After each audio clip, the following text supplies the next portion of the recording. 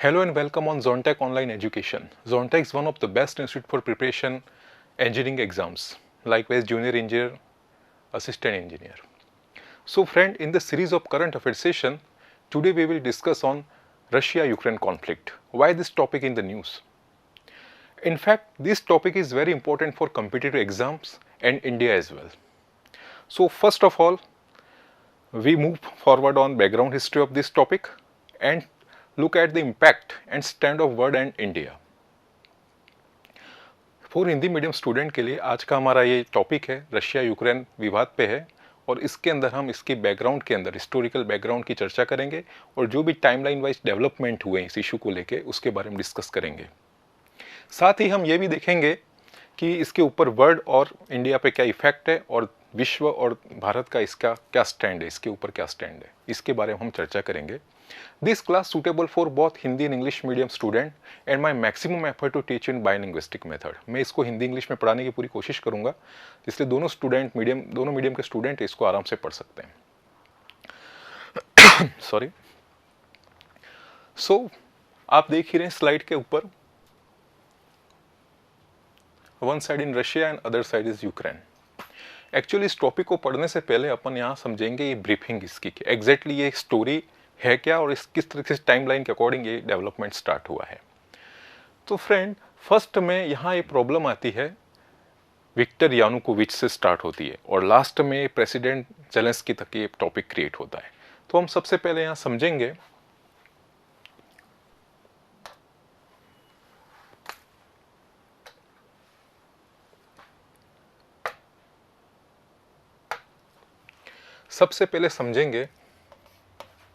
ये रशिया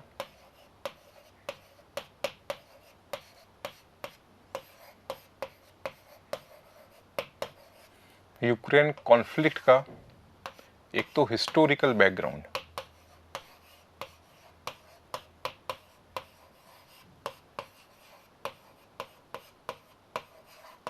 इसका historical background क्या है। सेकेंड चीज हम पढ़ेंगे कि इसकी टाइमलाइन क्या रही है, किस तरीके से चला है। थर्ड है कि इसके ऊपर वर्ल्ड, विश्व और इंडिया, भारत, इसका क्या स्टैंड रहा है और इनके ऊपर क्या इम्पैक्ट पड़ेगा, ये चीज हम पढ़ रहे हैं। सो फ्रेंड्स, सबसे पहले इस टॉपिक से स्टार्ट करने से पहले इसके बैकग्राउंड में जाना होगा। एंड ऑल वी नो 1991 तक यूएसएसआर बना था। जितना भी सेक्शन आप देखते हैं, आपको मैं बता दूं यहाँ पे, ये जितना भी सेक्शन है ये सभी यूएसएसआर कहलाता था सोवियत यूनियन इन 1991 में। When Soviet union disintegrated all this nation became sovereign country. ये सभी जो नेशन थे ये आज़ाद हो गए, इंडिपेंडेंट हो गए। तो तब तक तो ये सब चीज़ें एक साथ ही जुड़े हुए थे, इनके कल्चर और सोशल टाइप्स थे और सब चीज़ें बराबर चल रही थी। When cold war came to an end, this region disintegrated and this nation will become independent. तब तक तो यहाँ सब ठीक था, बट प्रॉब्लम यहाँ क्रिएट होती है कि यहाँ पर पॉलिटिकल डेवलपमेंट स्टार्ट होते हैं।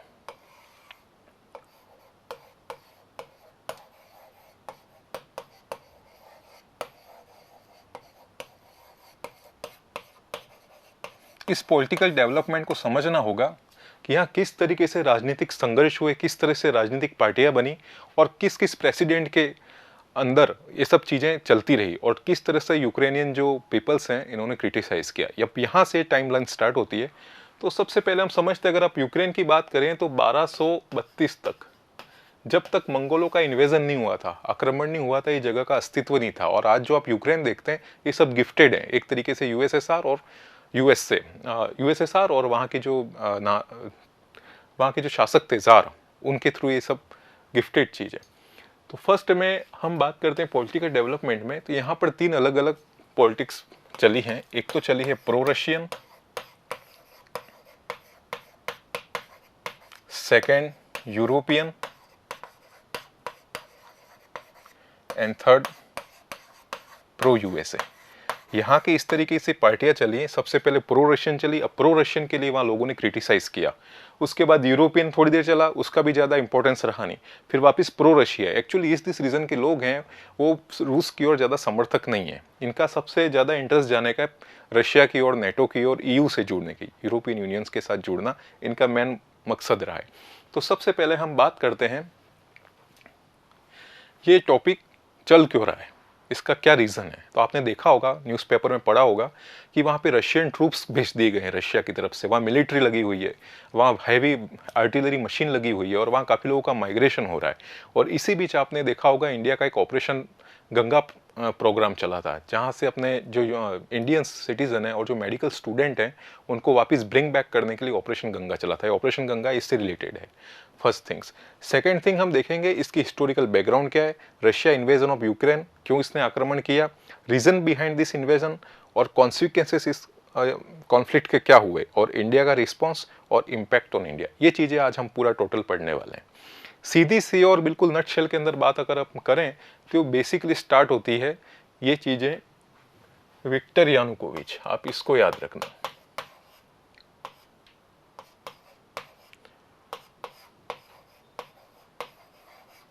ये वहाँ के प्रेसिडेंट बने थे 2010 में। मैं आपको जस्ट ब्रीफिंग कर रहा हूँ इसकी सिंपलेस्ट थीम कि इसकी क्या हो सकती है। 2010 में वहाँ के प्रेसिडेंट बने थे। ये जो प्रेसिडेंट बने थे ये प्रो रशियन थे, एक तरीके से रशियन का इनका सपोर्ट था। और इन्होंने आते में एक मिस्टेक कर ली थी, इन्होंने एग्रीमेंट किया था, एक लैंडमार्क एग्रीमेंट साइन हुआ था। उस एग्रीमेंट के अंदर ये था कि जो नेचुरल गैस रशिया यूक्रेन को प्रोवाइड कर रहा है उसको प्रोवाइड करेगा, पर साथ में 30% डिस्काउंट पे। यूक्रेन को लगा है तो बहुत अच्छी डील है, 30% डिस्काउंट पे भी है। पर आप जानते ही हैं कि ये जो पुतिन साहब हैं इनका क्या उस समय मकसद था कि सबसे पहले 30% आप जो डिस्काउंट दे रहे हैं उसके साथ हमको चाहिए 25 year extension of naval base of Russia. आप यहाँ मैप में देखेंगे, यहाँ पे आपको एक क्रीमिया दिख रहा है और यहाँ सेवस्टोपोल, ये रीजन है। यहाँ पे रशियन नेवल बेस है। जब उनका 2010 के अंदर ये एग्रीमेंट हुआ था, आप याद रखना, एग्रीमेंट ऑन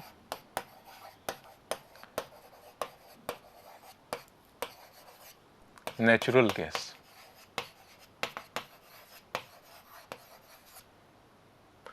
नेचुरल गैस का एग्रीमेंट हुआ था, उसके अंदर ये सीन हुआ था कि 30% रशिया यूक्रेन को ऑफ करके देगा, बट साथ में रशिया को ये डिमांड थी, चाहिए था कि 25 ईयर्स हमारा एक्सटेंशन चाहिए इस नेवल बेस का जो क्रीमिया के पास इधर सेवस्टोपोल में। तो ये जो आए थे विक्टर यानुकोविच, इन्होंने क्या किया, चलो ठीक है हम एग्रीड करते हैं।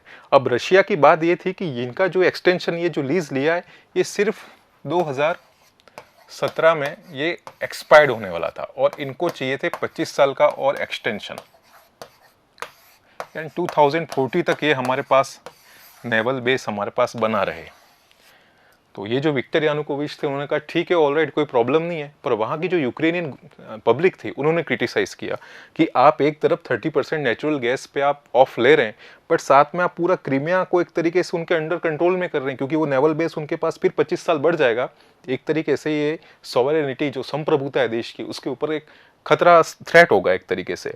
तो इनका विरोध हुआ विक्टर यानुकोविच का। अब 2010 के बाद क्या हुआ, ये सब चीज़ें चलती रही, तो साथ में इसी विक्टर यानुकोविच ने एक और कार्यक्रम कर लिया। इनका एक और एग्रीमेंट आया था। उस एग्रीमेंट के तहत इन्होंने क्या किया, जो कॉन्स्टिट्यूशन का एक्ट है, ये सब हम यूक्रेन की बात कर रहे हैं, जो भी कॉन्स्टिट्यूशन का आर्टिकल है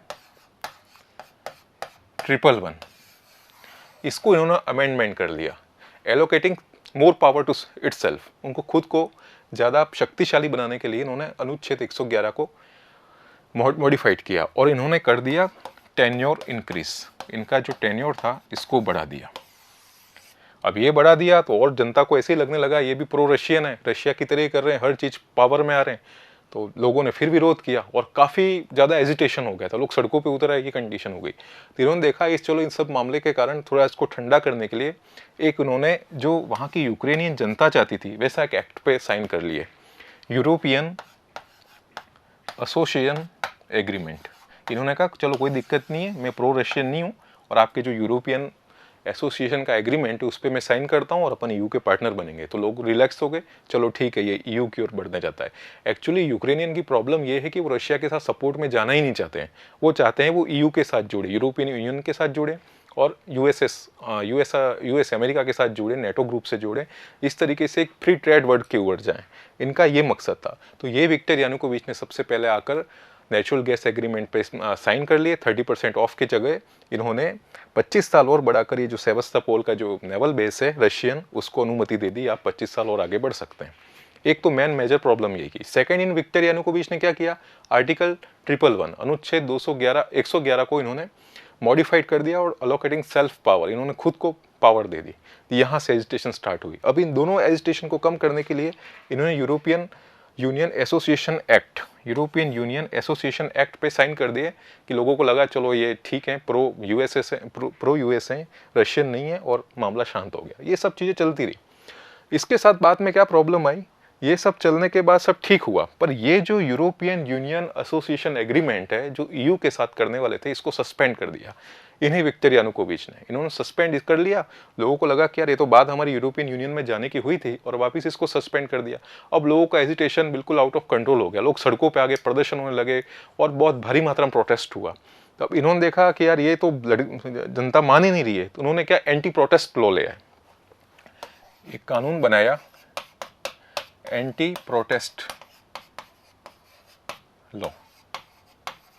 इन्होंने क्या किया, अगर जो भी पब्लिक है वो सड़कों पे उतर आई है, प्रोटेस्ट कर रहे हैं, इनको जेल में डालो। अब और ज़्यादा पब्लिक इसके लिए इनके खिलाफ खड़ी हो गई कि ये तो ज़्यादा ही, कहने का मतलब सुपर पावर समझ रहे हैं विक्टर यानुकोविच। तो इन्होंने क्या किया, बिल्कुल इनको बाहर निकलने का रास्ता बना दिया और इनको वहाँ यूक्रेन छोड़ना पड़ा। बाद में इनके ऊपर करप्शन के चार्जेस लगे और इनको यूक्रेन छोड़ना पड़ा, और ये यूक्रेन छोड़ के चले गए सीधे रशिया के पास। और रशिया के पास चले गए तो यहाँ पे यूक्रेन में एक नया प्रेसिडेंट इलेक्ट होता है, उसका नाम है पेट्रो पोरोशेंको। ये यहाँ पे नए प्रेसिडेंट बनते हैं, इलेक्टेड होते हैं, और ये बिलियनियर होते हैं। ये इनका पेट्रो पोरोशेंको इलेक्टेड हुए। अब इसी बीच ये वाला जो रीजन था, आप समझ रहे हैं, यहाँ पे क्रीमिया वाला रीजन है और यहाँ पे ये नॉर्थ यूक्रेनियन, ये यहाँ वाला रीजन है।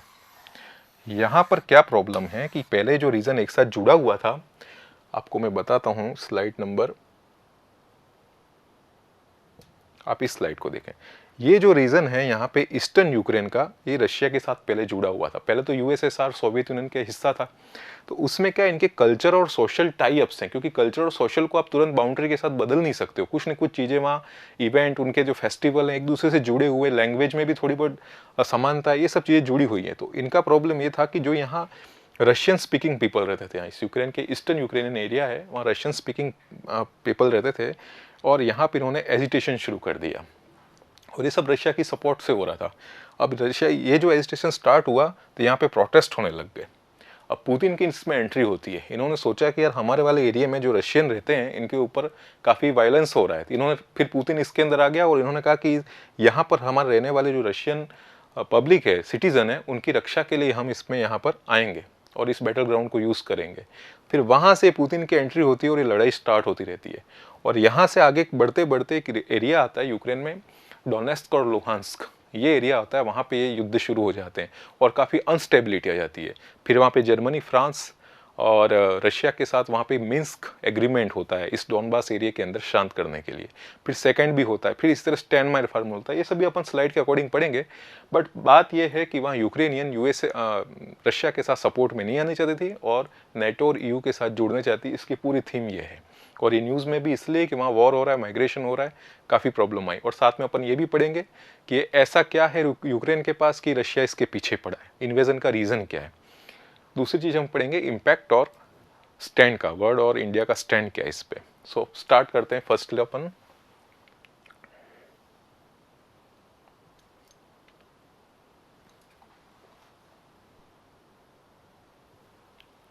सबसे पहले देखते हैं कि यूक्रेन है, ये यहाँ पर आप समझिए, ये तो रशिया का एरिया आ गया और यहाँ पे ईयू है और यहाँ पे यूक्रेन है। अब यहाँ पे प्रॉब्लम क्या है कि रीज़न क्या है कि ये यूक्रेन इंपॉर्टेंट है। तो फ्रेंड्स, यूक्रेन सबसे पहला प्रॉस्परस कॉमर्शियल इंडस्ट्री है यूक्रेन के पास, काफ़ी डिफेंस मैन्युफैक्चरिंग हब है, और जितना भी प्रोडक्शन होता है इंडस्ट्रियल का वो यूक्रेन के पास सबसे ज़्यादा है। तो रशिया का सबसे पहला फोकस यूक्रेन के लिए ये है कि एक कॉमर्शियल इंडस्ट्रीज है, इससे रेवेन्यू मिल सकता है और उसको कंट्रोल करके काफ़ी चीज़ें इकोनॉमिक सही की जाती है। एक तो फर्स्ट यूक्रेन, रशिया का यूक्रेन के लिए it's matter of strategic importance, ये रशिया का यूक्रेन के लिए इंपॉर्टेंट है। सेकेंड थिंग्स क्या है, यहाँ पे यूक्रेन के पास यहाँ इधर नीचे की ओर एक ब्लैक सी है, आप देख रहे हैं ये ब्लैक सी है। तो अगर आप यूक्रेन पे कंट्रोल करते हैं तो यहाँ का एक्सेस मिल जाता है ब्लैक सी को जाने के लिए। ये भी इंपॉर्टेंस है रशिया के लिए। आप देख लिया रशिया यहीं पे ही है, और इसको यहाँ एंट्रेंस मिल जाए ब्लैक सी में जाने के लिए, एक्सेस मिल जाए, इसके लिए ये ब्लैक सी के कारण एक्सेस करने के लिए ब्लैक सी के अंदर ये इंपॉर्टेंस है इसका। सेकंड चीज़ क्या है, territorial conflict between Ukraine and Russia. Friend, हुआ ये था कि जब ये सोवियत यूनियन बना था और ये डिसइंटीग्रेटेड हुआ, उससे पहले की स्टोरी में जाना पड़ेगा कि ये सब चीज़ें जैसे बेलारूस है या यूक्रेन है, रशिया है, दूसरी जो कंट्रियाँ पूरी हैं यहाँ पे जो यूएसएसआर की थी, वो एक दूसरे से बिल्कुल जुड़ी हुई थी। और जुड़ने के बाद इनके सोशल और कल्चर टाई अप थे, फेस्टिवल का एक साथ मिलना, बहुत सी इवेंट एक साथ होना, लैंग्वेज में भी बहुत सारी समानताएं रहना, ये सब चीज़ें वहाँ पे थी। अब आप ये बिल्कुल इसको अलग नहीं कर सकते, आप बाउंड्री बना के, जैसे आप ये नेचुरल है। हमारा इंडिया पाकिस्तान वाला जो एरिया है, जो बॉर्डर है, उसमें जो बॉर्डर लाइन है उसके पास ऐसे दोनों और ऐसे लोग हैं जिनको इंडिया की लैंग्वेज और पाकिस्तान की लैंग्वेज, इसके अपने अपने एक नेचुरल चीज़ है, वहाँ ये लोग रहेंगे। और यहाँ इन लोगों को भड़काने के लिए लोकल ग्रुप्स आ जाते हैं, एक्सट्रीमिस्ट। आपने देखा हुआ है कितने सारे तालिबान, लश्कर, ये सब ग्रुप आते हैं। वैसे ही प्रॉब्लम इनके यहाँ पे, आप यहाँ का ही रीज़न देखेंगे, जहाँ ये लुहांस्क और डोनेस्क लिखा हुआ है, इसमें भी यही है। यहाँ पे यूक्रेनियन लैंग्वेज है और यहाँ पे रशियन है। आपका ये जो पोर्शन है, यहाँ पे यूक्रेनियन लैंग्वेज वाले, यहाँ रशियन लैंग्वेज वाले पर्सन है और यहाँ पे यूक्रेनियन है। तो इनका फ़ायदा उठाने के लिए वहाँ पे रिबेल ग्रुप आ गए, एक्सट्रीमिस्ट आ गए, और इस एक्सट्रीमिस्ट का सपोर्ट हो रहा है वो रशिया के थ्रू हो रहा है। रशिया इनको आर्टिलरी प्रोवाइड करता है, वेपन प्रोवाइड करता है, टेक्नोलॉजी प्रोवाइड करता है। और आपने एक बार सुना भी होगा कि मलेशियन एयरलाइंस को यूक्रेन के एरोस्पेस से गिरा दिया था, और ये गिरा दिया था तब तक तो किसी को पता नहीं चला, पर बाद में जब इसका एनालिसिस हुआ तो ये मिला कि ये जो मलेशियन एयरलाइंस को जिस मिसाइल से मारा है वो रशिया की मिसाइल है, रशिया यहाँ पकड़ा गया। तो ये रशिया के काम है, इस रिबेल ग्रुप को इस एरिया में जाना, ले जाना और एक्सट्रीमिस्ट को सपोर्ट करना, और वहाँ अनस्टेबिलिटी बने। यानी ये जो एरिया हमारे हैं लुहांस्क और डोनेस्क, ये इसके अंदर कंट्रोल में आ जाए, क्योंकि यहाँ इसको ये भी पता है कि रशियन स्पीकिंग पर्सन है, यहाँ पे पीपल रहते हैं रशियन भाषा बोलने वाले, ये तो रशिया के साथ सपोर्ट आएंगे ही आएंगे। इस कारण रशिया यहाँ पे आता है। ये आ गया territorial conflict between Russia and Ukraine. तो मैंने आपको समझाया स्ट्रेटेजिक इंपॉर्टेंस यूक्रेन की क्या है, कि फर्स्ट ये कॉमर्शियल इंडस्ट्रियल सोर्स है, यहाँ पे अच्छा हब है कॉमर्शियल इंडस्ट्रीज़ का। दूसरे बात डिफेंस मैन्युफैक्चरिंग यहाँ होती है। दूसरी बात बताई कि ब्लैक सी से एक्सेस मिल जाता है। और आफ्टर ये यूएसएसआर डिसइंटीग्रेट हुआ, और उससे पहले यहाँ पे सेकंड नंबर का ये कंट्री था यूक्रेन, इसका इंपॉर्टेंस ज़्यादा था। ये सब चीज़ें, इसलिए रशिया इसके ऊपर आना चाहता है इसको, यानी ये वाला कंट्रोल इसका यूएसए और नेटो के पास नहीं जाए। कुल मिला के टेरिटोरियल कॉन्फ्लिक्ट मैंने आपको बता दिया कि पहले सब सोवियत यूनियन थे, ये हिस्से एक दूसरे से मिले हुए थे, वहाँ सोशल और कल्चरल बॉन्ड थे, वहाँ पे अच्छी सामाजिक और सांस्कृतिक बंधुता रही है। इस कारण वहाँ पे आज भी कॉन्फ्लिक्ट है, जैसे अपना इंडिया पाकिस्तान के बीच में, हर कंट्री के बीच में, जैसे नेपाल वाले में प्रॉब्लम आती, आज अरुणाचल वाले में भी यही प्रॉब्लम आती। चीनी कहता है ये हमारा है, हमारा है, एक्चुअल में है हमारा, पर वो किसी तरीके से इस तरीके से दावे करते और वहाँ पे एक्सट्रीमिस्ट सपोर्ट करते थे। यहाँ भी यही है कि यहाँ एक्सट्रीमिस्ट को सपोर्ट कर रहा है रशिया। लुहांस्क और डोनेस्क ये ऑयल फील्ड है, और इस दोनों एरिया को कहा जाता है मिलके डॉनबास रीजन। इन दोनों को डॉनबास रीजन कहते हैं, या अपन नेक्स्ट स्लाइड में पढ़ेंगे।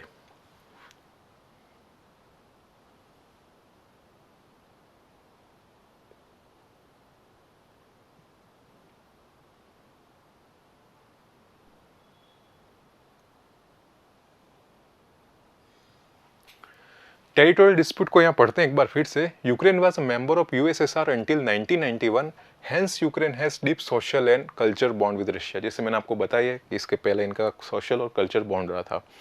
Eastern Ukraine part border line with Russia, most of the Russian speaking people रहते हैं यहाँ पे। नेचुरली कि ईस्टर्न पार्ट के जो रशिया यूक्रेन का है वहाँ पे रशियन स्पीकिंग पीपल रहते हैं, क्योंकि इधर रशिया का बॉर्डर लगता है, जो नेचुरल है। और इस बॉर्डर रीजन में मैंने आपको बताया कि वहाँ पॉलिटिकल और रीजनल ग्रुप्स लगे हुए हैं खुद के स्वार्थ को सिद्ध करने के लिए, खुद के सेल्फ इंटरेस्ट के लिए। और ये इन ग्रुपों को, रिबेल्स ग्रुपों को ये रशिया सपोर्ट करता है कि वहाँ अनस्टेबिलिटी बने और इस पर हम बाद में इसको कंट्रोल कर सकें। ये आपको मैंने बता दिया यूक्रेन है, इसका जो ईस्टर्न रीजन है ये वाला जो है ये सभी रशियन लैंग्वेज है यहाँ, और ये वाला रशियन पीपल यहाँ रहते हैं, यहाँ रशिया भाषा बोलने वाले लोग रहते हैं।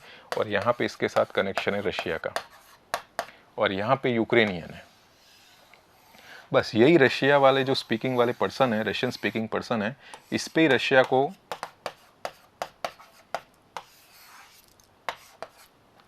इससे रशिया को पावर है कि ये लोग तो हमारे साथ ही रहेंगे, ये कहीं यूक्रेन के साथ जाएंगे नहीं, और इनको बहलाकर हम कंट्रोल में कर सकते हैं इस सेक्शन को, इस पूरे एरिया को। इस कारण रशिया इसके लिए ये सब प्रॉब्लम क्रिएट कर रहा है यूक्रेन के लिए। अब हम देखते हैं कि यहाँ पे पॉलिटिकल लीडरशिप किस तरीके से आई। पॉलिटिकल लीडरशिप का आप डिकेड देखें 2010 टू 2019, यहाँ पे 3 प्रेसिडेंट बने, विक्टर यानुकोविच ये वाले फर्स्ट, सेकंड बने पेट्रो पोरोशेंको सेकंड, एंड अभी जो वर्तमान में है प्रेजेंटली है वोलोदिमीर ज़ेलेंस्की, ये 2019 टू प्रेजेंट अभी भी हैं ये विक्टर यानुकोविच, पेट्रो पोरोशेंको और ज़ेलेंस्की।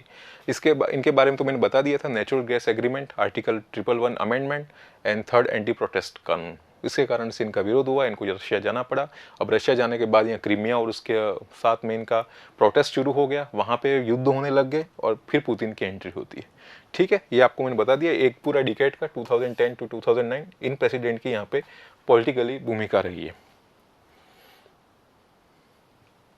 अब बात करते हैं विक्टर यानुकोविच की। ये एक तो प्रो रशियन थे, जैसे मैंने पहले बताया ये प्रो रशियन थे, और इन्होंने साइन किया था Ukraine Russia natural gas agreement. इसकी डिस्कशन इस पे कर चुके हैं, यूक्रेन रशियन गैस एग्रीमेंट। इन्होंने क्या किया, ऑफर किया 30% ऑफ का नेचुरल गैस पे, कि हाँ आप हमसे जो नेचुरल गैस लीजिए हम 30% ऑफ करते हैं। But Russia demands extension of 25 years of naval Russian base, यहाँ जो डिमांड की 25 साल का एक्सटेंशन चाहिए इनको, इनका जो बेस है ये नेवल बेस है, रशियन नेवल बेस है, इसके लिए हमको 25 साल का एक्सटेंशन चाहिए, क्योंकि ये जो लाइसेंस था, ये एग्रीमेंट था 2017 के अंदर खत्म होने वाला था। ये एग्रीमेंट 2017 के लिए था और खत्म होने वाला था। इनको खत्म होने से पहले हम 25 ईयर्स और प्लस कर दें तो कितना बन गया, 2042 तक हमको चाहिए। अब ये जो एग्रीमेंट था heavily criticized by Ukrainian public को ये अच्छा नहीं लगा कि ये तो बिल्कुल हमारा जो क्रीमिया है, क्योंकि आपने देखा होगा ये जो नेवल बेस है वो नेवल बेस यहाँ पे है, ये सेवस्तोपोल, यहाँ चाहता था रशिया की इस नेवल बेस की हमारी लीज बढ़ जाए, और इस विक्टर यानुकोविच ने कर भी दिया इसको। यहाँ पे एजिटेशन स्टार्ट होने लग गया, और ये जैसे एजिटेशन स्टार्ट होने लगा लोग प्रोटेस्ट पे आ गए। एक तो इन्होंने विक्टर यानुकोविच ने ये यूक्रेन रशिया नेचुरल एग्रीमेंट किया, यहाँ से प्रॉब्लम क्रिएट हुई। नेक्स्ट बात करते हैं, इन्हीं विक्टर यानुकोविच ने आर्टिकल 111 को अमेंड किया, एक्सटेंशन ऑफ टेन्योर। इनका जो कार्यकाल है, जैसे भी पुतिन ने भी कर दिया, कार्यकाल को बढ़ा दिया, सेल्फ अलोकेटिंग सेल्फ पावर, खुद को पावर बढ़ाने के लिए इन्होंने उनका जो कार्यकाल है उसको बढ़ा दिया। और इनके ऊपर करप्शन चार्जेस लगे विक्टर यानुकोविच पे, करप्शन इन सेंस ऑफ कि इनके जो मिलने वाले थे रिलेटिव है उनको काफ़ी लोगों को अच्छी पोस्ट दी, और काफ़ी उनके ऊपर जो चार्जेस लगे करप्शन के, इनको हेल्प करने के लिए। तो क्या हुआ रिजल्ट, पीपल डिसलाइक यू, वहाँ की जो जनता थी उनको ये पसंद नहीं आया। और दूसरा क्या हुआ, इन्होंने डैमेज कंट्रोल करने के लिए, ये डैमेज है, इन चीज़ों को डैमेज कंट्रोल करने के लिए इन्होंने साइन कर दिया यूरोपियन यूनियन एसोसिएशन एग्रीमेंट। जैसे मैंने बताया, इन्होंने देखा कि भाई हम ये जो नेचुरल गैस पे एग्रीमेंट करके नेवल बेस दे रहा हूँ मैं रशिया को, वहाँ पे एजिटेशन प्रारंभ हो गया। दूसरा आर्टिकल 111 को अमेंड कर रहे हैं, तो वहाँ भी लोगों को अच्छा नहीं लग रहा था। इन्होंने सोचा इस सब चीज़ों को ठंडा करने के लिए, आपने देखा होगा जो पॉलिटिशियन होते हैं मामले को ठंडा करने के लिए ऐसा कुछ कर लेते हैं और बाद में उससे ही वापस पीछे हट जाते हैं। इन्होंने भी ऐसे ही किया, इन्होंने यूरोपियन यूनियन एसोसिएशन एग्रीमेंट पे साइन कर दिया, ठीक है कि आप जो यूक्रेन वाले जैसा चाहते हैं यूरोपियन यूनियन के साथ मिलने के लिए, मैं इस पे एग्रीमेंट पे साइन करता हूँ। तो सब चीज़ें तब तक तो सॉर्ट आउट हो गई थी, पीपल रिलैक्स भी हो गए थे। बट बाद में क्या किया, 2013 में इन्होंने इसी को ही खारिज कर दिया। इन्होंने अपनी जो प्रॉमिस है उसको, he went back on this promise, वो अपनी प्रॉमिस से पीछे हो गए और वापस वहाँ पे एजिटेशन स्टार्ट हो गया। अब वहाँ प्रोटेस्ट स्टार्ट किया तो इन्होंने सोचा कि अब इसको कैसे भी करके कंट्रोल करना है, इन्होंने एंटी प्रोटेस्ट लॉ लगा दिया। अब एंटी प्रोटेस्ट लॉ लाने के बाद और पब्लिक इसके ऊपर एजिटेट हो गई और वहाँ भारी मात्रा के अंदर प्रदर्शन होने लगे। और इसका जो ऑपरेशन ये जो चला था प्रदर्शन मूवमेंट, इसका नाम है, आपको ढूंढ के कमेंट बॉक्स में लिखना है इसका नाम क्या था। एक मूवमेंट चला था, बहुत फेमस मूवमेंट चला था वहाँ यूक्रेनियन पीपल्स के थ्रू, जब इनका ये विक्टर यानुकोविच का बहिष्कार किया गया था। इस मूवमेंट का आपको नाम कमेंट बॉक्स में लिखना है कि कौन सा नाम था। थर्ड चीज़, अब ये सब चीज़ें प्रॉब्लम हुई और विक्टर यानुकोविच को लगा कि यहाँ पे अब रहने के लिए सब चीज़ें बड़ी एडवर्स हो गई हैं और वहाँ पार्लियामेंट ने भी इसको खारिज कर दिया, इनको सस्पेंड कर दिया और विक्टर फ्लैड टू रशिया। ये विक्टर यानुकोविच चले गए रशिया, पुतिन के पास। ये सब चीज़ें यहाँ हो रही थी। अब ये सब प्रॉब्लम वहाँ क्रिएट हो रही थी, तो वहाँ पे जो यूक्रेन में टेम्प्रेरी गवर्नमेंट एस्टेब्लिश होगी। अब ये तो चले गए राष्ट्रपति, सरकार गिर गई, तो करें क्या, वहाँ पे एक टेम्प्रेरी गवर्नमेंट एस्टेब्लिश हो गई और उनका जो प्रेसिडेंट था वो पेट्रो पोरोशेंको थे। ये पेट्रो पोरोशेंको बिलियनियर थे और इनको प्रेसिडेंट बना दिया। अब यहाँ पे तो सभी प्रेसिडेंट बन गए, वो वहाँ से विक्टर यानुकोविच चले गए, पर इसी समय जो यहाँ पे ये जो एरिया है ईस्टर्न वाला, ये लुहांस्क और डोनेस्क वाला जो एरिया है और ये क्रीमिया वाला, यहाँ पे प्रॉब्लम क्रिएट शुरू होने लग गई। यहाँ पे प्रॉब्लम ये क्रिएट होने शुरू हो गई। और आप जानते ही है कि ये रशियन सिटीज़न है, यहाँ पे रशियन स्पीकिंग सिटीज़न है। इनको रशिया ने समर्थन दिया कि आप यहाँ पे इस चीज़ को अनस्टेबल करो। तो यहाँ के जो रिबेल्स ग्रुप थे, यहाँ के जो आतंकवादी ग्रुप कह सकते हैं, ये जो ग्रुप थे, इन्होंने इसको अनस्टेबल करना शुरू कर दिया और वहाँ से फिर ये प्रॉब्लम क्रिएट होने लगी। क्रीमिया, लुहांस्क, डोनेस्क, ये सब चीज़ें, क्योंकि रशिया को पता था कि यहाँ के हमारे जो लोग रह रहे हैं, हमारे भाषा बोलने वाले, हमारी संस्कृति और सभ्यता से जुड़े हुए लोग हैं, ये हमको सपोर्ट करेंगे ही करेंगे। तो इसलिए रशिया ने इनको ज़्यादा सपोर्ट किया या मिलिट्री असिस्टेंस दिया, टेक्नोलॉजी प्रोवाइड की कि इस एरिया को बिल्कुल अनस्टेबल बना के रखें। इसलिए यूक्रेन हमारे कंट्रोल में कभी न कभी तो आएगा ही आएगा, ये करके। अब यहाँ पे लास्ट क्या हुआ,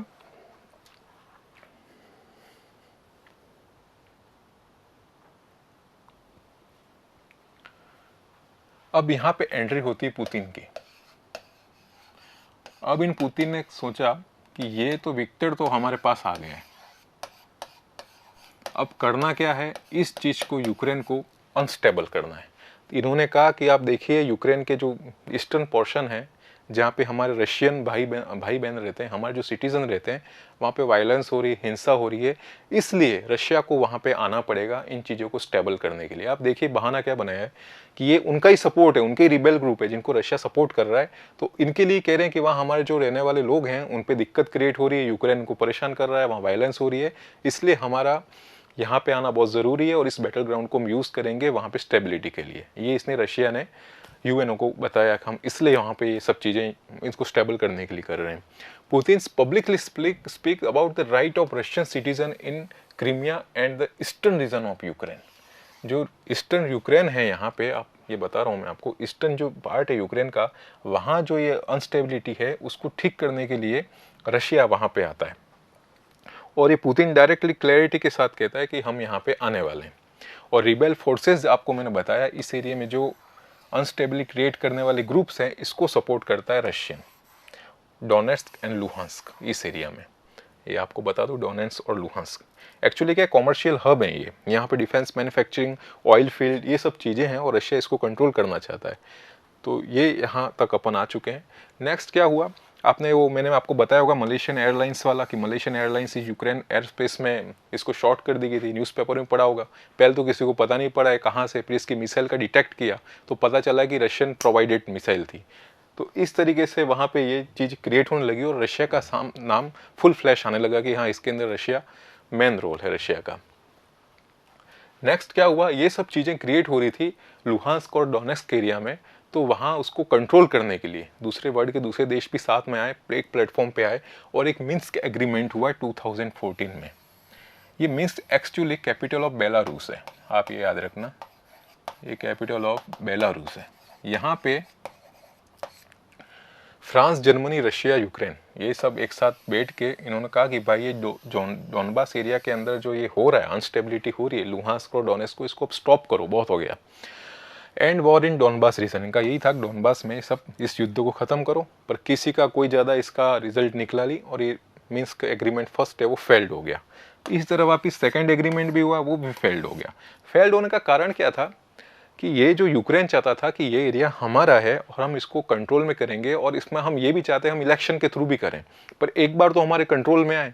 बाकी रशिया का काम ये था नहीं, फर्स्ट ऑफ ऑल हमको इसकी ऑटोनॉमी दो, डोनबास की एरिया की, जो लुहांस्क और डोनेस्क के, इसकी फर्स्ट ऑटोनॉमी आएगी, फिर हम सोचते इलेक्शन बात की, पहले तो हम इसको फुल कंट्रोल दो। और यूक्रेन चाहता है कि इसको हम फुल कंट्रोल में देंगे नहीं, ये हमारा एरिया है और यूक्रेनियन लॉ से यहाँ इलेक्शन होंगे, और जहाँ भी फिर रेफरेंडम होता है इलेक्शन के बाद जो भी इस पोजीशन बनती है उसको मानने के लिए तैयार हैं। और रशिया का है नहीं, पहले हमको ऑटोनॉमी दो, उसके बाद इलेक्शन देखते हैं। और यही प्रॉब्लम यहाँ क्रिएट हुई थी आगे जाके स्टेनमायर फार्मूले पे। आगे बढ़ते हैं, इसमें हमने देखा था ज़ेलेंस्की बनते हैं प्रेसिडेंट यूक्रेन के 2019 में। अब मिन्स्क एग्रीमेंट जो फेल्ड होते हैं उसके पीछे रीज़न ये थी कि रशिया है वो फुल कंट्रोल चाहता है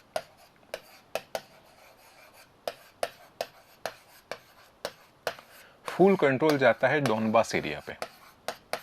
लुहांस्क और जो डोनेस्क जो हैं वहाँ पे ये फुल ऑटोनॉमी चाहता है, ये हमको दे दो, क्योंकि हमारे रशियन स्पीकिंग जो पर्सन है यहाँ पे, हमारे रशियन भाई बहन हमारे यहाँ रहते हैं, ये एरिया हमको दो, then we decide election,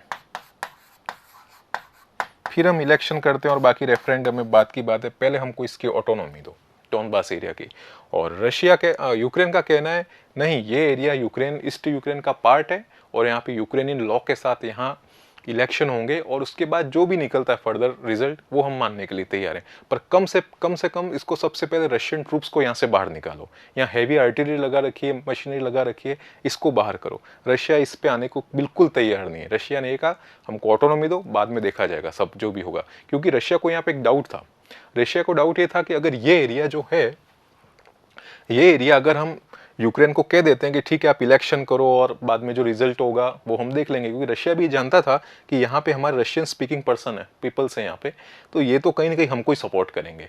but एक प्रॉब्लम ये थी, अगर बाय द वे ये एरिया यूक्रेन को भी दे देते हैं ऑटोनॉमी के लिए, यानी जब तक उसके इलेक्शन कराए, हो सकता है यूक्रेन उसी समय EU में चला जाए, यूरोपियन यूनियन का पार्ट बन जाए। ये रशिया को सबसे बड़ी टेंशन थी कि बाय देव हम इसको दे देते हैं अभी फिलहाल के लिए इलेक्शन के लिए ऑटोनॉमी, तो हो सकता है इसको अनस्टेबल करके तुरंत EU में चला जाए, उसके बाद उसके रशिया के पास तो कोई क्लेम बचेगा ही नहीं, क्योंकि एरिया यूक्रेन का ही है, कि रशिया क्लेम कैसे करेगा। तो ये प्रॉब्लम यहाँ क्रिएट हो रही थी। तो ये एग्रीमेंट भी खत्म हो गया। फिर ज़ेलेंस्की आए। ज़ेलेंस्की जब 2019 में बने, इन्होंने वापस बात की स्टेनमायर फार्मूले की। ये स्टेनमायर फार्मूला क्या है? स्टेनमायर फार्मूले के अंदर ये बात की थी कि जो भी सेल्फ गवर्नमेंट का जो टारगेट है, या आप रशिया को ये यूक्रेन को दे दो, self governing status has to be given Ukraine. आप इस एरिया के अंदर आप गवर्निंग करने का जो स्टेटस है वो आप यूक्रेन को दे दो।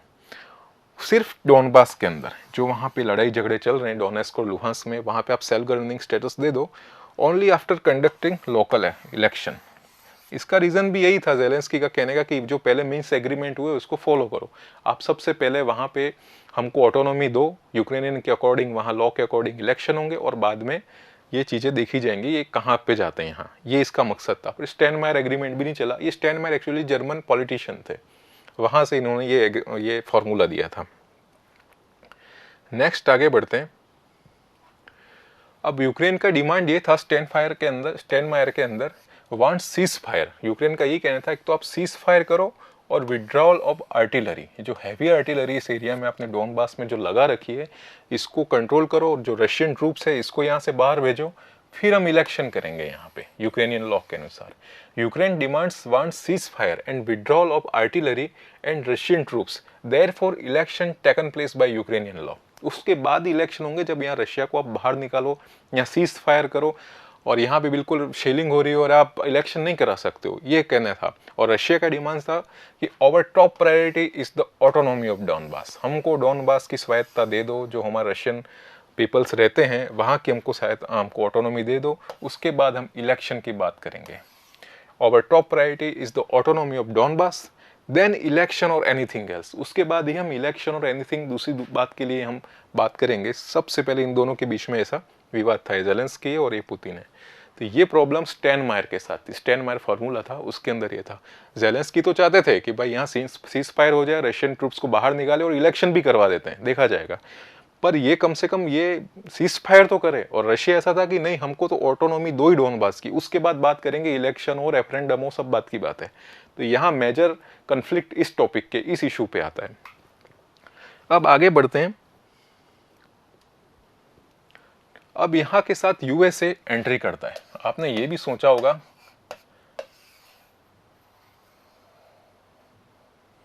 ये जो यूएसए है इनकी एंट्री होती है। एक्चुअली आप ये देखिए, यूक्रेन के साथ आप सोच सकते हैं कितना एक तरीके से बेट्रेल हुआ, धोखा किस तरीके से हुआ। सबसे पहले क्या था कि जैसे ये कोल्ड वार एंड होता है और न्यूक्लियर वेपन, अब बात थोड़ा सा अपन इसको फ्लैशबैक में चलते हैं, न्यूक्लियर वेपन की बात करते हैं। जब कोल्ड वार ख़त्म होता है तो जो टॉप 5 कंट्रीज़ हैं डेवलप्ड, जैसे फ्रांस है, जर्मनी है, रूस है, यूएसए है, चाइना है, इनके पास न्यूक्लियर वेपन्स थे, परमाणु शक्ति थी। और ये चाहते थे कि दूसरा कोई भी कंट्री जिसके पास परमाणु हथियार नहीं है, एटॉमिक वेपन नहीं है। उस समय क्या हुआ था कि जब सोवियत यूनियन 1991 में एक साथ कनेक्टेड था, तो उनके पास उनका जो न्यूक्लियर रिएक्टर यूक्रेन में भी था। यूक्रेन के पास चेर्नोबिल जगह है, वहाँ पे न्यूक्लियर रिएक्टर था। और ये जो टॉप 5 कंट्रीज़ हैं जिनके पास ऑलरेडी एटॉमिक वेपन है, वो नहीं चाहते कि यूक्रेन और रशिया इनके पास भी हो कोई वेपन। तो इन्होंने एनपीटी की, नॉन प्रोलिफरेशन ट्रीटी, परमाणु अप्रसार संधि, इन पे ऐसा कहा कि भाई यूक्रेन और रशिया दोनों को बीच में लाए और यूक्रेन को कहा कि भाई तुम ये न्यूक्लियर रिएक्टर छोड़ दो, इसको डिमोलिश कर दो न्यूक्लियर रिएक्टर को, और भविष्य में कोई भी युद्ध हुआ तो ये यूएसए तुम्हारे साथ खड़ा है। यूक्रेन को लगा कि चलो ये तो बढ़िया है यार, यूएसए हमारे साथ है, हमको इतना कह रहा है, समर्थन कर रहा है, तो हम इस न्यूक्लियर जो वेपन्स है और परमाणु शक्ति है, परमाणु हथियार है, इसको छोड़ने के लिए तैयार है। आप सोचिए, कभी भी इतना किसी पे विश्वास नहीं करना कि आप बिल्कुल अपना, यानी खुद की रक्षा आप पे दांव पे लग जाए, खुद की सुरक्षा, सिक्योरिटी दांव पे लग जाए।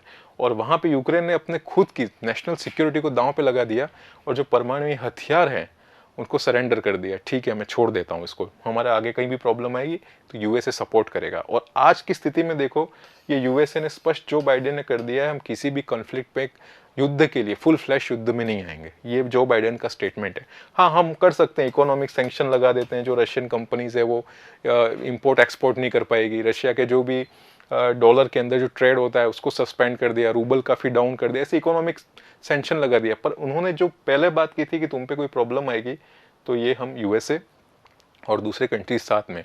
और आप सोचो, अगर ये उस समय परमाणु हथियार यूक्रेन नहीं छोड़ता तो आज ये इतनी भी प्रॉब्लम क्रिएट नहीं होती। ये सब चीज़ें वहाँ से स्टार्ट होने लगी, इसको अलग कर दिया गया। अब ये जो यूएसए था, अब यहाँ पे वापस 2016 में आते हैं कि ये सब चीज़ें चल रही थी यूक्रेन की और रशिया के बीच में कॉन्फ्लिक्ट, तब यूक्रेन क्या नेटो की ओर झुकाव शुरू करता है। तो नेटो ने क्या किया, अब यहाँ पे प्रॉब्लम है, रशिया क्यों इतना इसके ऊपर प्रॉब्लम क्रिएट हुई, इसके बारे में हम बात कर रहे हैं।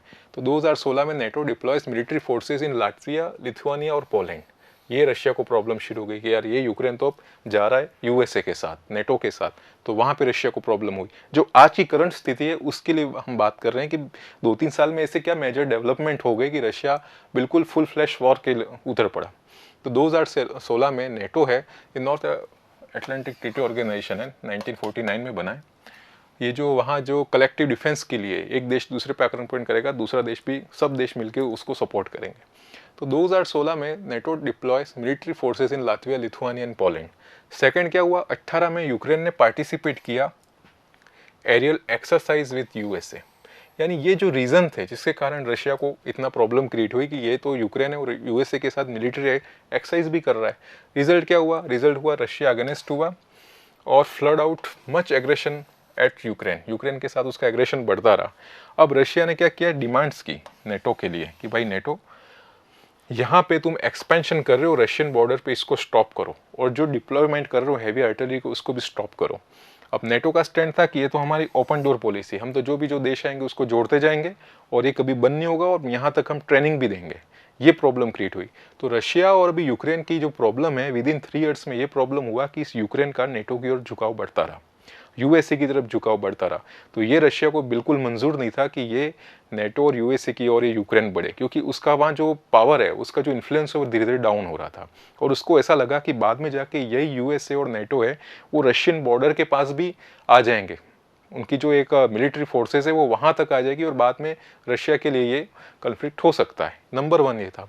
दूसरा क्या था, ये यूक्रेन ईयू के साथ फ्री ट्रेड डील कर रहा था, यूरोपियन यूनियन के साथ भी बढ़ रहा था, यहाँ प्रॉब्लम हुई। दूसरा यही यूक्रेन था, वो यूएसए के साथ एरियल एक्सरसाइज जो मिलिट्री ऑपरेशन है वो हो रहा था। तो रशिया को बिल्कुल ये बर्दाश्त नहीं हो रहा था कि ये यूक्रेन यहाँ से अमेरिका की ओर क्यों जा रहा है, क्यों वहाँ पे इन्फ्लुएंस बन रहा है और अमेरिका यहाँ पे हैवी आर्टिलरी डेवलपमेंट क्यों कर रहा है, क्यों यहाँ पे ज़्यादा ट्रूप्स भेज रहा है, मिसाइल्स लॉन्च सिस्टम यहाँ पे डेवलप कर रहा है, रशिया के बॉर्डर को इन्फ्लुएंस करने के लिए वहाँ काफ़ी सारी मिलिट्री लगा रखी है। तो ये सब चीज़ें रशिया को पसंद नहीं था। तो लास्ट में जाके उसने नेटो से कहा कि भाई यहाँ से सब चीज़ें हटाओ। तो नेटो ने बिल्कुल स्पष्ट कर दिया कि हमारी ये ओपन डोर पॉलिसी है, हम इसके साथ देश कनेक्ट करते ही जाएंगे। आप जानते हैं नेटो के अंदर 30 कंट्री है, जिसमें 28 तो यूरोपियन है और 2 अमेरिकन है, नॉर्थ अमेरिकन है। तो इनका कलेक्टिव ग्रुप है और ये क्या करते हैं, एक देश पे युद्ध होगा या कोई प्रॉब्लम आएगी, सब देश मिलकर उसको सपोर्ट करेंगे, यानी कलेक्टिव डिफेंस कॉपरेशन है ये। तो नेटो ने कह दिया ऐसा कुछ भी नहीं होगा, हम यूक्रेन को सपोर्ट भी करेंगे, उसको जो ट्रेनिंग प्रोग्राम है उसके लिए भी हम आएंगे, एरियल हमारी एक्सरसाइज जो दूसरी भी एक्सरसाइज है वो भी चलती रहेगी। तो ये सब चीज़ें से फिर रशिया को हो गया कि अब ये ऐसे मानेगा नहीं, इसको बिल्कुल अब आक्रमण वाला काम करते हैं। तो फिर रशिया ने अपने ट्रूप्स भेजने लगे, फिर इंटरनेशनल टेंशन ज़्यादा बढ़ने लग गई और इस तरीके से आज के हालात क्रिएट हो गए। तो फ्रेंड्स ये थोड़ा समराइज में शॉर्ट, क्योंकि टॉपिक इतना बड़ा है कि आप 3-4 घंटे तक इसके ऊपर आप कर सकते हो डिस्कशन। तो हम मेजरली हम देखेंगे कि यहाँ पे इम्पैक्ट क्या पड़ा रशिया पे। इम्पैक्ट रशिया पे ऐसा कोई वॉर या कोई दूसरे देश आके उसको लड़ने लग गए इस टाइप का नहीं, इकोनॉमिक सैंक्शन लगे। एक्चुअली अब क्या हो गया, डिप्लोमेसी आ गई है सब जगह। अब आजकल क्या खुद लड़कर दूसरे के लिए लड़कर अपना खुद का नुकसान नहीं करता है। इन्होंने क्या किया, इकोनॉमिक सैंक्शन लगा दिए यूएसए ने रशिया पे कि तुम्हारा एक्सपोर्ट इंपोर्ट है वो हम कम कर लेंगे, तुमसे तेल नहीं लेंगे, जो ऑयल से वो हम सप्लाई नहीं लेंगे, उसके बाद तुम्हारी जो रशियन कंपनीज है यहाँ पे उसको बैन कर दिया। ये सब चीज़ें इकोनॉमिक सैंक्शन किए यूएसए ने और दूसरी जो कंट्री ईयू की उन्होंने भी किया। ये तो रशिया पे इम्पैक्ट पड़ा। अब इम्पैक्ट वर्ल्ड पे, दुनिया पे क्या प्रभाव पड़ा, तो आप देख रहे हैं राइज इन ऑयल प्राइसेस। जो ऑयल एक्सपोर्टर है वही है रशिया और भारत उससे ही मैक्सिमम ऑयल को इंपोर्ट करते हैं। तो जितने, और भारत क्या दूसरे भी अमेरिका वगैरह जो दूसरी भी कंट्री हैं वो भी वहाँ से इंपोर्ट करते हैं। तो इस जो कॉन्फ्लिक्ट के साथ ऑयल प्राइस बढ़ने लग गए। दूसरा, इन्फ्लक्स ऑफ रिफ्यूजी। वहाँ पे यूक्रेन में सब विवाद हो रहा है तो वहाँ से जो शरणार्थी है जो भाग रहे हैं, वो आसपास पोलैंड है, रोमानिया है, वहाँ पे भाग रहे हैं और वहाँ रिफ्यूजी की संख्या बढ़ने लग गई है, शरणार्थी की समस्या होने लग गई है। अब एक चीज़ ये भी सोचो ना, ये यूक्रेन है, ये नेटो के साथ मिल रहा है, ईयू के साथ मिल रहा है, तो ईयू इसको सदस्यता क्यों नहीं दे रहा है, ये भी सोचने वाली बात है। अगर ईयू आपको इतना सपोर्ट कर रहा है यूक्रेन को, तो सदस्यता मेंबरशिप क्यों नहीं दे रहा है। उसको पता है कि यहाँ से हम ज़्यादा इसको मेंबरशिप वगैरह देंगे तो पूरा ये जो लोड है वो सब यूरोपियन यूनियन पे आ जाएगा, उनकी कंट्री में ये सब रिफ्यूजी और ये सब चीज़ें प्रॉब्लम ज़्यादा क्रिएट होने लग जाएंगी। इस कारण ईयू भी इनको ज़्यादा सपोर्ट नहीं कर रहा है। दूसरा क्या कर रहा है, जो फूड सप्लाई, सबसे ज़्यादा गेहूँ का उत्पादन होता है, वीट प्रोडक्शन होता है, वो यूक्रेन और रशिया में होता है। तो यहाँ इसके कारण भी सीरियल्स है, ऑयल सीड है, उसके बाद वीट है, सनफ्लावर ऑयल्स हैं, ये सब चीज़ें भी बढ़ने लगी। फूड सप्लाई भी इसके अंदर प्रभावित हो रही है। और दूसरा, शॉर्टेज ऑफ सेमीकंडक्टर चिप्स। आपने गाड़ियों का भी देखा होगा, आए दिन ऑटोमोबाइल की न्यूज़ आती है सेमीकंडक्टर चिप नहीं मिल रही है। तो ये भी वहाँ प्रोडक्शन यूक्रेन के अंदर होता है। तो ये चीज़ें विश्व पर इसका प्रभाव है कि तो ऑयल प्राइस बढ़ रही है, उसके बाद रिफ्यूजी की संख्या बढ़ रही है, तीसरा कि जो हमारा प्रोडक्शन है, सीरियल्स का प्रोडक्शन है, गेहूं है, दालें हैं, ऑयल सीड है, सनफ्लावर ऑयल है, ये जितना अब हमारा ऑयल और ये फूड सप्लाई, ये इसके अंदर अफेक्ट हो रही है।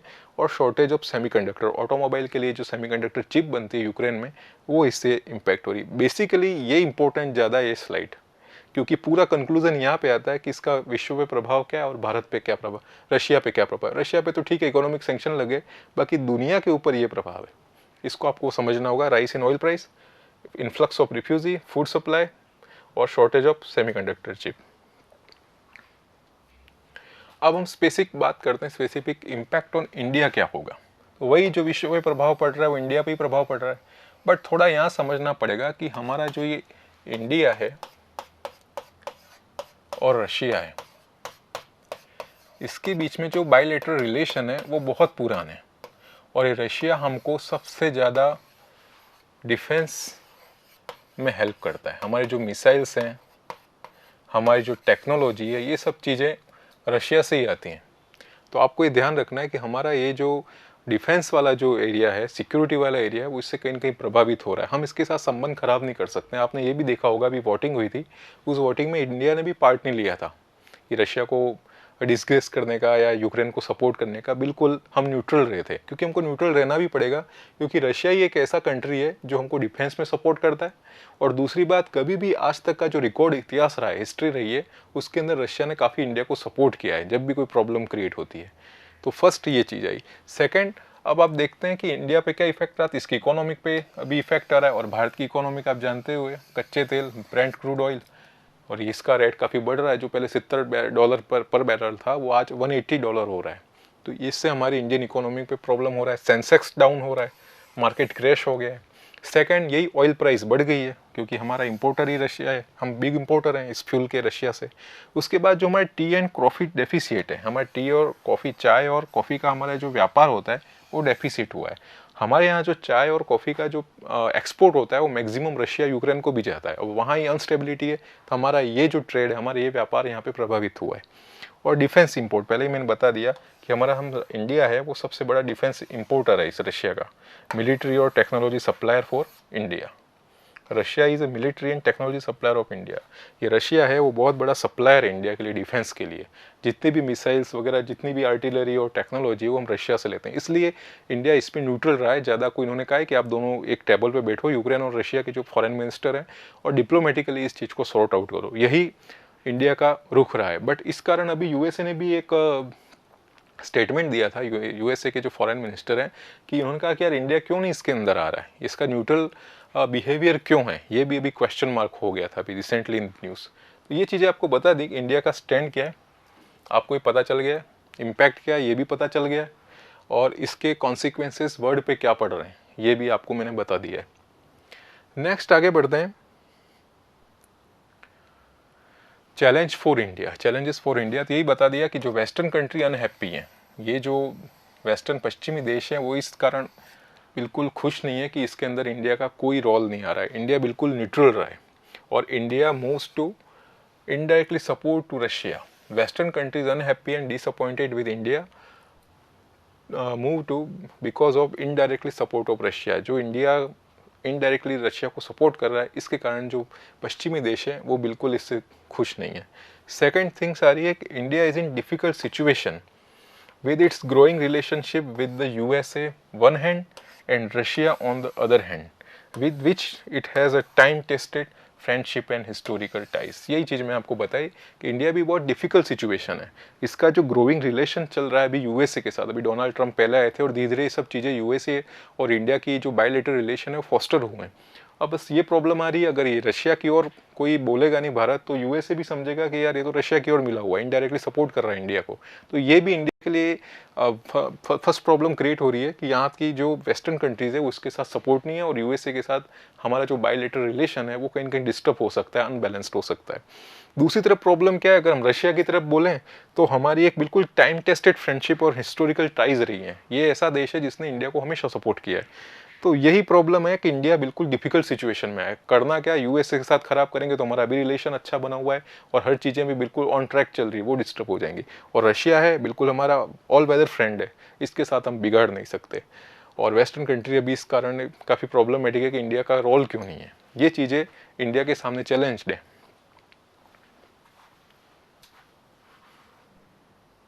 तो फ्रेंड, ये सब मैंने आपको बता दिया कंप्लीट यूक्रेन रशिया कॉन्फ्लिक्ट। आपको समझ में आ गया होगा यूक्रेन रशिया कॉन्फ्लिक्ट। सीधी सी स्टोरी है, यूक्रेनियन चाहते हैं कि हम यूरोपियन यूनियन और नेटो यूएसए के साथ एक प्रोग्रेसिव वर्ल्ड के साथ जुड़ें। नहीं तो वो पुरानी जो रशियन कंट्री के साथ जो प्रॉब्लम्स क्रिएट हुए थे, जिसके कारण यूएसए साथ डिसइंटीग्रेटेड हुआ था, वो सब चीज़ें वापस रशिया की ओर जाना नहीं चाहते। वो एक मॉडर्नाइज चाहते हैं, नंबर 1। सेकंड, इसके अंदर रोल था Viktor Yanukovych, pro Russian president थे। इन्होंने एग्रीमेंट किया था नेचुरल गैस पे, जिन्होंने कहा था कि हम 30% ऑफ देंगे यूक्रेन को, बट हमको चाहिए 25 year extension of naval base in Crimea, Sevastopol. Sevastopol में हमारा जो नेवल बेस है उसको हमें 25 ईयर्स प्लस चाहिए, 2042 तक चाहिए। तो अब ये जो विक्टर यानुकोविच थे उन्होंने दे दिया, चलो ठीक है, एक प्रॉब्लम वहाँ क्रिएट हुई, नंबर 1। सेकेंड थिंग्स, इन्होंने आर्टिकल 111 को अमेंड किया और खुद को सेल्फ पावर दी, खुद का टेन्योर बढ़ा दिया, लोग यहाँ से नाखुश। तीसरी चीज इन्होंने क्या की, जो लोग इस चक्कर के अंदर प्रोटेस्ट कर रहे थे उन्होंने एंटी प्रोटेस्ट लॉ लगाया, कोई भी प्रोटेस्ट नहीं कर सकता। लोगों को लगाया तो बिल्कुल प्रो रशियन है, और जैसे रशिया यूएसएसआर में प्रॉब्लम क्रिएट होती थी वैसी चीजें यहाँ भी होने लग रही है। लोगों ने हेजिटेशन किया, ये विक्टर यानुकोविच वहां से भाग गए रशिया में, और जब ये रशिया से वहां भागे तो वहां यूक्रेन के अंदर एक नॉर्मल इलेक्शन हुआ और पेट्रो पोरोशेंको नए प्रेसिडेंट बन गए। अब बात क्या हुई, अब ये सब चीजें क्रिएट होने के साथ साथ जो यूक्रेन का नॉर्थ ईस्टर्न यूक्रेन पार्ट है, जहाँ डोनबास एरिया है, डोनेस्क और लुहांस्क और क्रीमिया, वहाँ पे होने लग गया टेंशन क्रिएट। वहाँ के जो रिबेल्स ग्रुप थे, रशियन सपोर्टेड थे, इन्होंने वहाँ अनस्टेबिलिटी करना शुरू कर दिया, प्रोटेस्ट शुरू कर दिए, मूवमेंट स्टार्ट होने लग गए, ये सब चीज़ें क्रिएट हुई। तब फिर पुतिन की एंट्री होती है और उन्होंने कहा कि हमारे जो रशियन स्पीकिंग पर्सन है, जो पब्लिक है जो वहाँ बॉर्डर लाइन पे रह रही है, उसके सपोर्ट में हम आएंगे। वहाँ यूक्रेन इनके साथ गलत कर रहा है, वहाँ पे ये सब चीज़ें अनस्टेबल हो रहा है और वायलेंस बढ़ रही है। तो इस तरीके से बिल्कुल पुतिन की जो चाल है वो वहाँ कामयाब हो गई, और वहाँ पे इन्होंने ये सब चीज़ें अनस्टेबिलिटी बढ़ाने वाले रिबेल्स ग्रुप को सपोर्ट करना शुरू कर दिया। अब ये सब चीज़ें क्रिएट होते होते मूवमेंट शुरू हो गया, और वहाँ इस पूरे डोनबास एरिया को इन्होंने बिल्कुल अनस्टेबल कर दिया। और उसके साथ क्या होता है कि ये सब चीज़ें टेंशन बढ़ती है तो मिन्स्क एग्रीमेंट होता है 2014 में। उन्होंने, Minsk actually capital of Belarus है, और फ्रांस, जर्मनी, रूस और इन्होंने मिलकर कहा कि भाई इसको ख़त्म करो, इस वॉर को स्टेबिलिटी लाओ, पर ये नहीं हुआ। फिर सेकंड ऐसा एग्रीमेंट आया, तब भी नहीं हुआ। अब हुआ नहीं, इसका रीज़न ये है, ये फेल्ड क्यों हुए सब समझौते फेल्ड होने का रीज़न यही है कि वहाँ पे यूक्रेन चाहता था सीज फायर। ये जो डोनबास और डोनबास का एरिया है, लुहांस्क और डोनेस्क के बड़े एयरपोर्ट भी वहाँ रहे हैं, काफ़ी कॉमर्शियल इंडस्ट्रीज है, मैन्युफैक्चरिंग हब है, तो रशिया इसको ही टारगेट कर रहा है। और यूक्रेन भी चाहता है अगर ये बाय द वे रशिया के साथ चला गया तो भी प्रॉब्लम होगी। यूक्रेन के साथ प्रॉब्लम ये है कि जो ईस्टर्न वाला जो पार्ट है वहाँ रशियन स्पीकिंग सिटीजन रहते हैं, तो इसको पता है कि रशिया कभी न कभी इस चीज़ को इन्फ्लुएंस करके कैप्चर कर लेगा, और रशिया का टारगेट यही है कि इस चीज़ को हम कैसे भी करके डोनबास एरिया को कंट्रोल कर लें। तो यूक्रेन ने साफ मना कर दिया कि यहाँ सबसे पहले हमको ऑटोनॉमी दो, यहाँ पे सीज फायर कंट्रोल करो। दूसरी बात, यहाँ जो रशियन ट्रूप्स हैं इस पार्ट में, डोनबास एरिया में, उसको हटाओ। उसके बाद हम इलेक्शन करेंगे यूक्रेनियन लॉ से, उसके बाद जो रिजल्ट आएगा हमको मंजूर है। बट यहाँ पे रशिया का स्टैंड था कि सबसे पहले autonomy of Donbas, then other thing बाद में। पहले सबसे पहले हमको ऑटोनॉमी दो, और उसके बाद हम इलेक्शन वगैरह सब चीज़ें सोचेंगे। उससे पहले यहाँ रशियन ट्रूप या कोई भी आर्टिलरी, कोई भी हैवी मशीनरी यहाँ से मूव नहीं होगी। ये रशिया का स्टैंड था।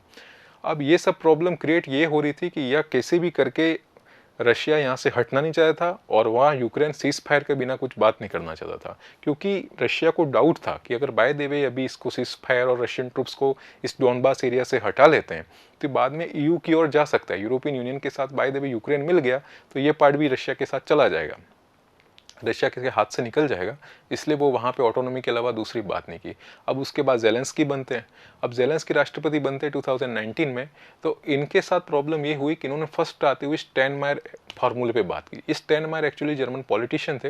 इन्होंने एक फार्मूला दिया था कि यहाँ पे जो सेल्फ गवर्निंग स्टेटस है यूक्रेन को दे दो डोनबास एरिया में, और इलेक्शन कर लो। और ये भी फैल गया, क्योंकि रशिया नहीं चाहता है कि सबसे पहले यहाँ पे कोई यूक्रेन का ऑटोनॉमी आए। सबसे पहले हमको ऑटोनॉमी दो, उसके बाद इलेक्शन करेंगे। बस यही मेन कन्फ्लिक्ट है इसके अंदर, इस रीजन के अंदर। वो इस एरिया को, डोनबास को छोड़ना नहीं चाहता है, रशिया वहाँ से, और यूक्रेन इसको देना नहीं चाहता है। एक्चुअली पार्ट ये यूक्रेन का ही है, पर वहाँ पे जो रशियन स्पीकिंग सिटीजन रहते हैं उस पर इसको ओवर पावर्ड है रशिया को, कि ये लोग हैं हमारा ही समर्थन करेंगे और ये एरिया हम बाद में यहाँ से ले लेंगे। क्यों है वहाँ पे रशियन स्पीकिंग? क्योंकि नेचुरली आप कोई भी देश देखिए जहाँ भी दो कंट्रीज के बीच में बॉर्डर शेयर होता है, वहाँ पे दोनों देशों के बोलने वाली भाषा बोलने वाले लोग रहते हैं। और इसी बीच में जो लोकल्स लोग होते हैं, जो एक्सट्रीमिस्ट होते हैं, वो खुद के इंटरेस्ट के लिए वहाँ पे अलग अलग ग्रुप बनाते हैं और उस चीज़ को अनस्टेबल करते हैं। ये हर देश के साथ हो रहा है, वैसा ही यहाँ पे ही है। अब रशिया ने सोचा कि हमारे यहाँ कंट्री, हमारी जो कंट्री के यहाँ पे जो लोग रहते हैं उसकी रक्षा के लिए अब रशिया यहाँ पे आएगा। इन्होंने इंटरनेशनली इस बात को फाइनल कर दिया कि रशिया सपोर्ट करेगा इस एरिया में, डोनबास में, और यही कन्फ्लिक्ट की प्रॉब्लम है।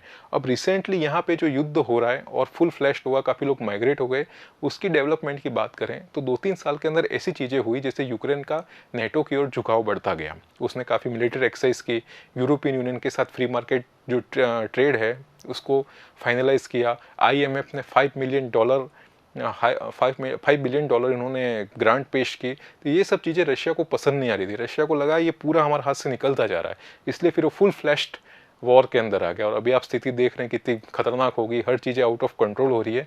और अब भी रशिया को समझ में नहीं आ रहा है, रशिया चाहता है कि कैसे भी करके इसको छोटा देश है कंट्रोल कर लेंगे।